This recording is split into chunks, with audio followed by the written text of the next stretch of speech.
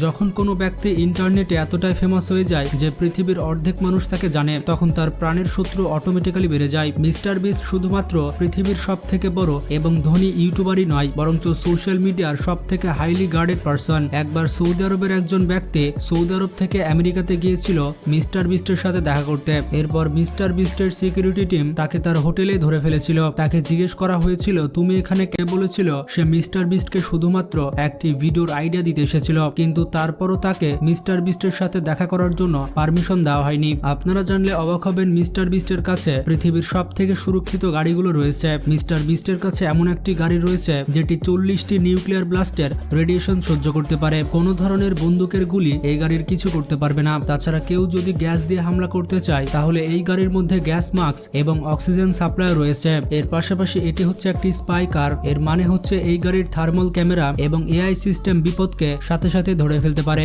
এছাড়া যদি কথা হয় বডিগার্ডের, তাহলে যদিও মিস্টার বিস্টের সাথে কেবলমাত্র একজন বডিগার্ড থাকে, কিন্তু আসলে ব্যাপারটি এমন নয়। মিস্টার বিস্ট পাবলিকের সামনে কখনো একা যায় না, কারণ একবার সে একটি হোটেলে থাকতে গিয়েছিল আর তখন পুরো শহরের মানুষ ওই হোটেলের সামনে ভিড় জমিয়েছিল, যার কারণে মিস্টার বিস্টের বাড়ি এবং তার স্টুডিওকে সব থেকে বেশি সুরক্ষা দেওয়া হয়ে থাকে। তবে যাই হোক, সত্যি মিস্টার বিস্ট একজন লেজেন্ড। কারা কারা বিস্টের ফ্যান রয়েছেন কমেন্ট করে জানান। And so I had to hire security to help lock down this hotel because there's so many people. I can't be in large crowds. I just can't. Just crazy all the time.